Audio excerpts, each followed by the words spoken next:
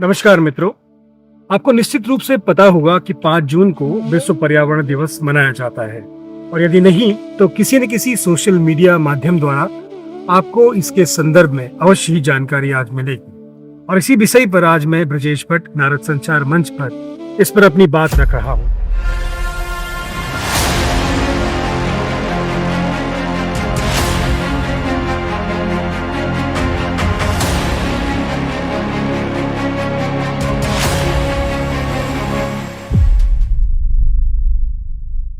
दरअसल विश्व पर्यावरण दिवस 5 जून को प्रतिवर्ष आयोजित किया जाता है, जो दुनिया भर के लाखों लोगों को एक साथ लाकर पृथ्वी पर रक्षा और पर्यावरण को पुनर्स्थापित करने के प्रयास में लोगों को शामिल करता है। इस वर्ष इसके आयोजन की 50वीं वर्षगांठ है। मतलब यह हुआ कि पिछले 50 सालों में हर साल इसको पूरे विश्व के देश, सरकारें, संस्थाएं, समाज सेवी संगठन इस दिन पर बड़े बड़े कार्यक्रमों का आयोजन करते हैं।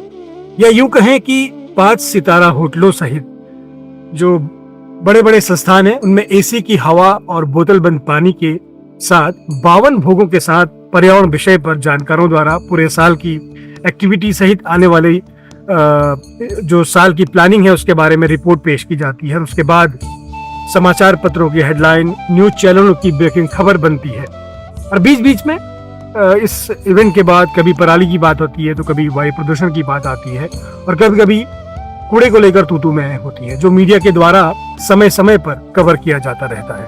और ये कार्यक्रम ऐसे ही सतत निरंतर कई सालों से लगातार चल रहे हैं। हम ये नहीं कह रहे कि सरकार इस दिशा में काम नहीं कर रही या संस्थाएं सिर्फ पैसा बना रही हैं या मीडिया केवल रिपोर्टिंग करके खाना पूर्ति कर रही है। दरअसल पल पल बिगड़ता पर्यावरण विश्व के सामने मुख्य चुनौती बनकर लगातार अपना प्रभाव छोड़ रहा है और हम इस समस्या को सामाजिक स्तर पर नजरअंदाज कर रहे हैं। उदाहरण के रूप में अभी हाल में ही मोदी सरकार ने सिंगल यूज प्लास्टिक पर बैन लगाया था। जमीनी हकीकत यह है कि ये आज भी किसी भी दुकान पर आसानी से उपलब्ध है। शाम को पीने वालों के हाथों में प्लास्टिक के गिलास और चखने के प्लेट के साथ उसकी बात करें या सब्जी तरकारी लाने में जो उपयोग होता है प्लास्टिक, उसकी बात करें, आसानी से उपलब्ध है। बाकी राज्यों का तो मुझे पता नहीं, पर दिल्ली में इसका धड़ल्ले से प्रयोग हो रहा है। और अगर आंकड़ों की बात करते हैं तो लाखों टन प्लास्टिक रोज अभी भी कूड़े के ढेर को लगातार बढ़ाता जा रहा है। वैसे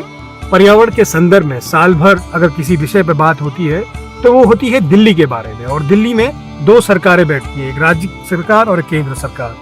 और पूरे देश में अगर हम पूरी तुलनात्मक अध्ययन करें तो शायद दिल्ली ही सबसे प्रदूषित शहरों के अंतर्गत आता है।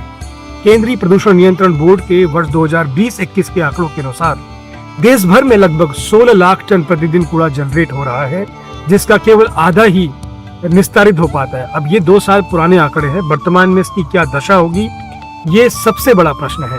सही मायने में डबल इंजन सरकार की दरकार दिल्ली को है।